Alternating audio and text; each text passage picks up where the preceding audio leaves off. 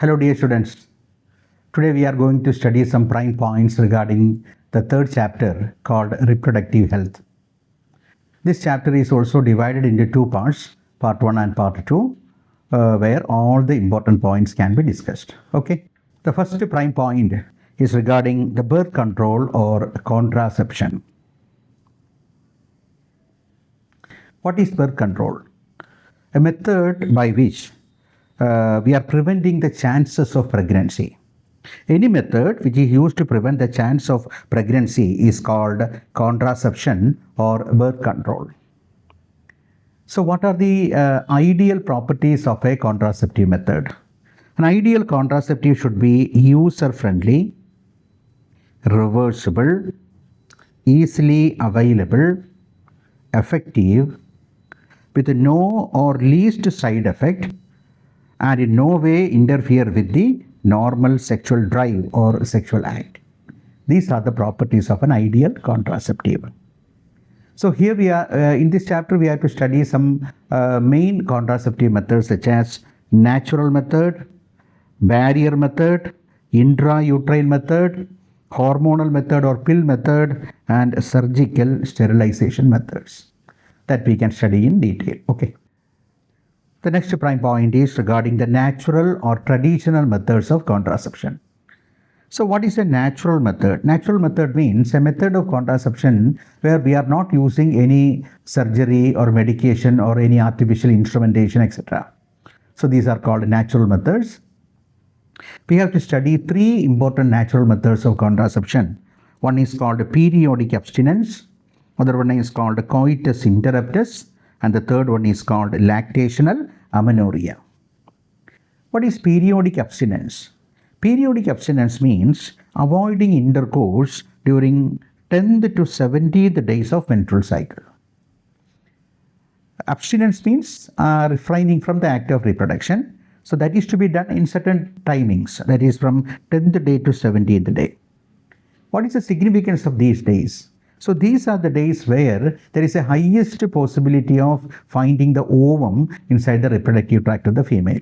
You know that ovulation takes place at the midpoint of the menstrual cycle. So there is a highest possibility of fertilization in these days. So if we are practicing abstinence during these days, the fertilization possibility can be prevented. Then another one is called coitus interruptus. That is the withdrawal of penis from the vaginal tract just before the process of ejaculation. Ejaculation means the release of semen.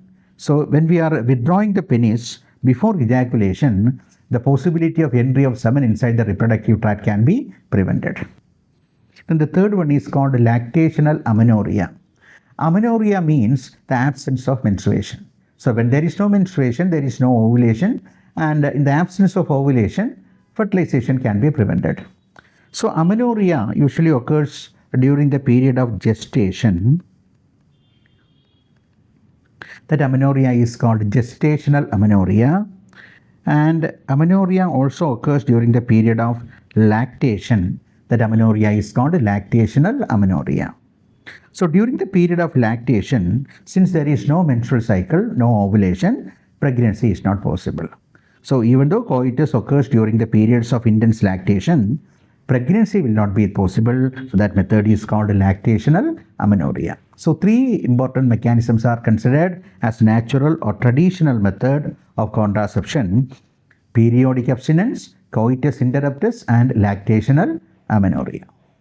The next prime point is a barrier method of contraception. You know that the first process of sexual reproduction is the meeting of gametes. The ovum is present inside the ampullary ischemic region of the fallopian tube, and the sperm is transported towards the ovum. Suppose if we are placing a barrier in between the sperm and ovum, or in the tract of sperm movement, the gametic fusion or the gametic meeting can be prevented. The fertilization is prevented, so that the further process of pregnancy can also be prevented. So here we are using some barriers. The commonly using barriers include, first one, condom, that prevent the entry of sperm into the genital tract of the female. It is a disposable type of barrier which can be used by the male organism or the female organism or both organism. Then another type of barrier is called a diaphragm. Diaphragm is there, cervical cap is there, walls are there. All these are reusable type of barriers that can be used by the female organism.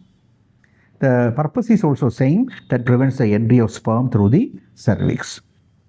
So two types of barriers are included. One is a reusable type, which include diaphragm, cervical cap, vault, etc. And the another one is a disposable type that include male type of condom and female type of condom.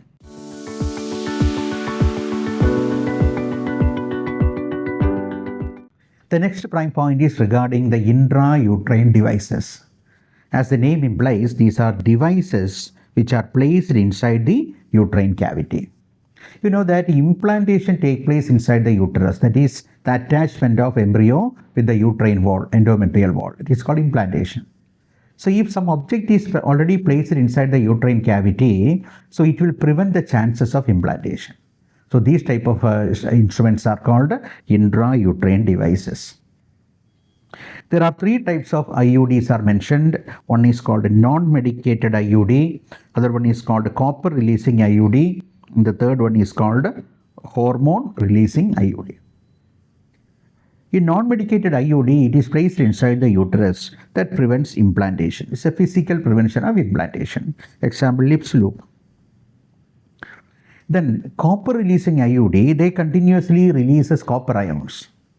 And the copper ions suppresses the motility of sperms, the mobility of sperms, and also it reduces the fertilization capability of sperms. So that when we are using copper releasing IUD, the chances of fertilization is also reduced and the implantation is also prevented. Examples are copper T, copper 7, multi-load 375. Then another one is called hormone releasing IUD. What is hormone releasing IUD? That continuously releases some hormones which make the uterus unsuitable for implantation. The physiological condition, the biochemistry of the endometrial wall is changed. Then it also makes the cervix hostile to sperms, so that fertilization chances are reduced, the implantation is also prevented. Examples are Progestasert and LNG20.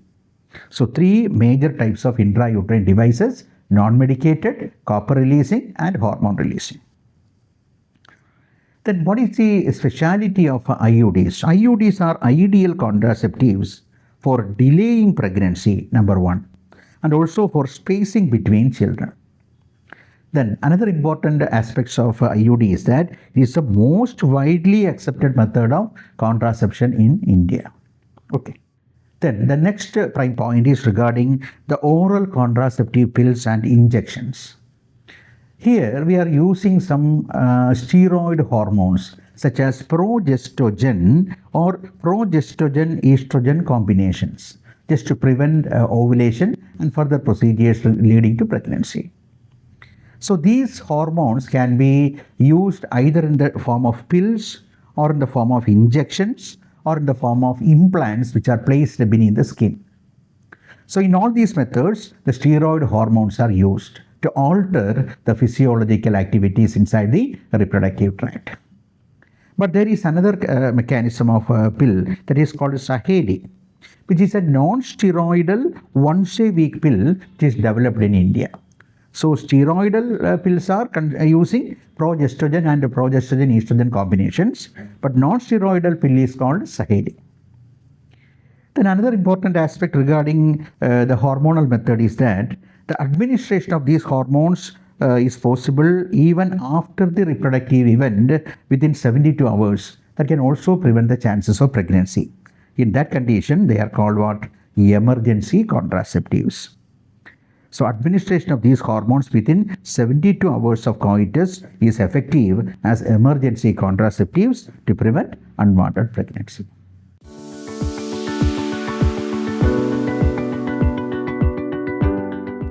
The next prime point is sterilization or surgical method. So here, the sperm duct in males or oviduct in females or fallopian tube in females are surgically disconnected to interfere with the movement of sperm. So in males, the process is called vasectomy, only because the vas deferens is surgically disconnected. In females, the process is called tubectomy because the fallopian tubes are surgically disconnected. So the sperms are unable to move through the disconnected canals. The removal of small portion of the vas deferens and blocking the cut ends in order to prevent fertilization. When the sperm is not moving towards the ovum, fertilization cannot be possible. In females, the removal of small portion of fallopian tubes and blocking the cut ends, again in order to prevent the chances of fertilization.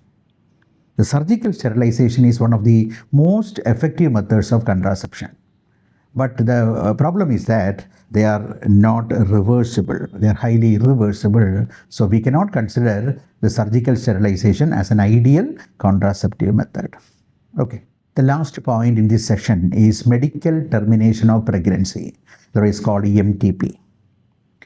Medical termination of pregnancy is the voluntary termination of pregnancy before full term by medical methods. This process is also called induced abortion. Why this is to be done? This is a method of avoiding unwanted pregnancy. The unwanted pregnancy can be possible by unprotected sexual intercourse, number 1. Number 2, failure of contraceptive use. Number 3, rape cases.